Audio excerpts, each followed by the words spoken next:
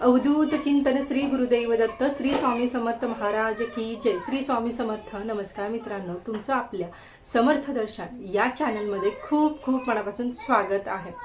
बघा, तुमच्या आयुष्यातील काहीही अडचणी असू द्या, अगदी आजारपण लागलेला आहे, कोर्ट कचेरी मागे लागलेली आहे, तुम्हाला संतती प्राप्ती होत नाहीये, तुमची मुलं वाईट मार्गाला लागलेली आहेत, काहीही समस्या तुमच्या आयुष्यामध्ये असू द्या, फक्त तुम्हाला एक काम करायचं आहे। ते काम म्हणजे बघा, आपल्याला 108 स्वामी चरित्र सारामृत या ग्रंथाचे पारायण करायचं आहे। कंटिन्यू सुद्धा म्हणजे रोज एक अध्याय वाचून सुद्धा या ग्रंथाचे पारायण 108 पारायण आपण करू शकतो, किंवा एका दिवसामध्ये 2 आपण पारायण करून याचे आपण अगदी बघा 60 दिवसामध्ये वगैरे आपण हे पारायण 108 पारायण आपण पूर्ण करू शकतो।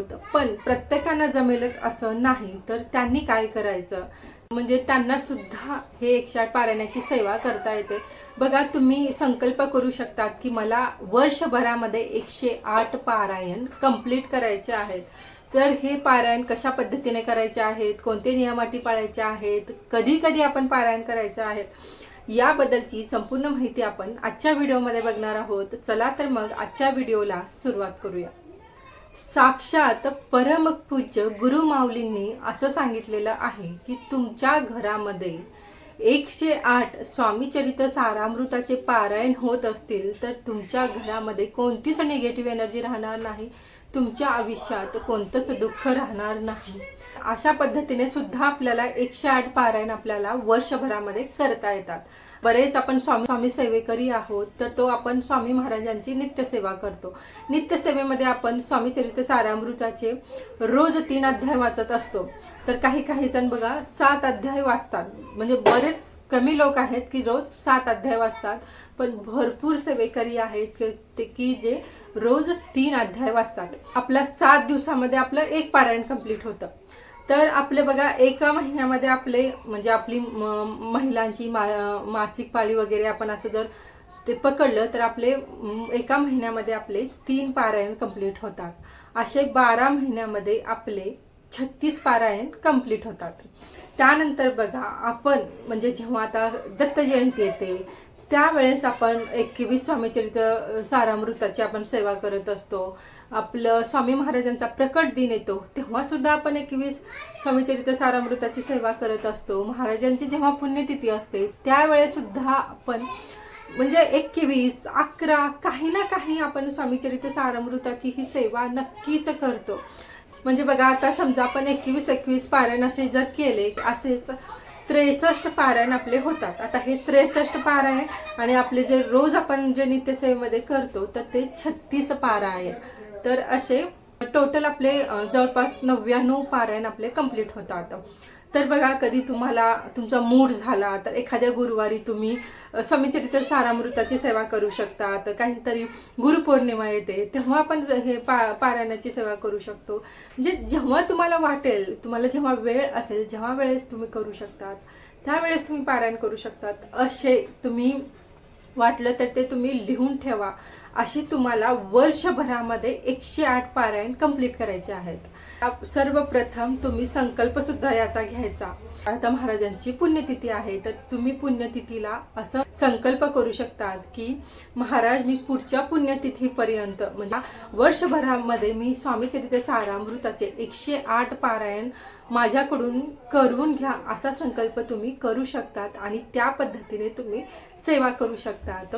सेवेला स्टार्ट करणार आहात त्याच्या आदल्या दिवशी तुम्ही महाराजांच्या केंद्रात जा, मठात जा किंवा दत्त मंदिरमध्ये जा, नारळ, खडीसाखर, अगरबत्ती घेऊन जा आणि महाराजांना तसं साकडं घाला की मी वर्षभरामध्ये 108 स्वामी चरित्र सारामृत या ग्रंथाचे पारायण करणार आहे, तर माझ्याकडून हे पारायण निर्विघ्नपणे आणि पार पाडून घ्या आणि माझ्याकडून ही सेवा व्यवस्थित करून घ्या आणि तुमची जी काही इच्छा असेल तर ती सुद्धा महाराजांना सांगा।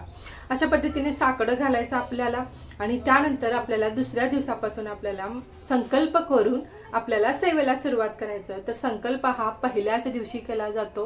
पहिल्या दिवशी आपल्याला स्वामी स्थवन सुद्धा पठण करायचं आहे. स्वामी महाराजांचं जे नित्यसेवा हे पुस्तक आहे त्यामध्ये पेज नंबर 15 वरती स्वामी स्थवन आहे, याचं पठण करायचं. अगदी 2 पेजेसचं हे स्वामी स्थवन आहे. त्यानंतर श्री स्वामी समर्थ या मंत्राची 1 माळ घ्यायची आहे आणि त्यानंतर आपल्याला पारायणाला सुरुवात करायचं. म्हणजे पहिल्याच दिवशी तुम्ही स्वामी स्थवन वाचलं तरी चालतं आणि नंतर नाही तुम्ही म्हणजे नाही वाचलात तरी चालतं. जेव्हा तुमचे 108 पारायण कंप्लीट होतील तेव्हा तुम्ही छान पद्धतीने उद्यापन सुद्धा करू शकतात. तर उद्यापन म्हणजे अगदी तुम्हाला जसं वाटेल तसं तुम्ही करू शकतात. महाराजांना पुरणपोळीचा स्वयंपाक खूप आवडतो, त्यांना कांदा भजी खूप आवडते, त्यांना बेसनाचे लाडू खूप आवडतात, महाराजांना खीर आवडते.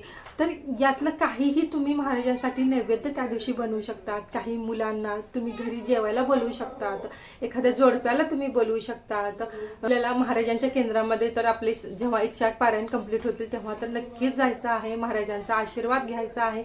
महाराजांना सांगायचं आहे की महाराज तुम्ही माझ्याकडून हे 108 पारायणाची सेवा तुम्ही माझ्याकडून निर्विघ्नपणे पार पाडून घेतलात, त्यामुळे धन्यवाद म्हणायचं आहे आणि माझ्याकडून अशीच भरभरून सेवा करून घ्या अशी प्रार्थना आपल्या महाराजांना करायची आहे.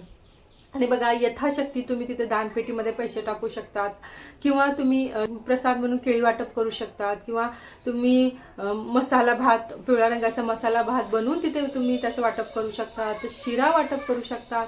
अगदी तुम्हाला जसं वाटेल त्या पद्धतीने तुम्ही उद्यापन करू शकतात. असे असंख्य भक्त आहेत, सेवेकरी आहेत की ज्यांना या सेवेचा खूप छान फायदा अनुभव आलेले आहेत. म्हणजे अगदी बरेच जण ही सेवा स्टार्ट करतात तर अगदी खूप लवकर पूर्ण झालेल्या आहेत आणि काहींच्या 108 पारायण झाल्यानंतर पूर्ण झालेल्या आहेत, काहींच्या 1-2 महिन्यानंतर पूर्ण झालेल्या आहेत. जेव्हा केव्हा होतील म्हणजे तुमच्या इच्छा नक्कीच पूर्ण होतील. महाराज तुम्हाला योग्य ती गोष्ट योग्य त्या वेळी नक्कीच देतील. फक्त आपल्याला महाराजांना मनोभावे शरण जाऊन, महाराज मी शून्य आहे, मला काहीच येत नाही, अगदी 1 वर्षाचं लहान बालक समजून मला माझ्याकडून ही सेवा करून घ्या पणे शरण जायचं आहे आणि पूर्ण मनोभावे भक्तीने आपल्याला ही सेवा करायची आहे. तुम्हाला सुद्धा खूप छान अनुभव येईल आणि ज्यांना याचे अनुभव आलेले आहेत त्यांनी कमेंट बॉक्समध्ये त्यांचे अनुभव नक्की सांगा. कारण तुमच्यामुळं कोणी सेवा करत असेल तर त्याचं पुण्यसुद्धा तुम्हाला मिळेल. ही छोटीशी माहिती तुम्हाला आवडली असेल, हा व्हिडिओ तुम्हाला आवडला असेल तर व्हिडिओला लाईक करा, शेअर करा आणि जे कोणी या चॅनलवरती नवीन आहे तर त्यांनी चॅनलला सबस्क्राईब करायला विसरू नका. चला तर मग परत भेटूया एका नवीन टॉपिकसोबत नवीन व्हिडिओमध्ये. तोपर्यंत सर्वांनी महाराजांची सेवा करत राहा, आनंदी राहा.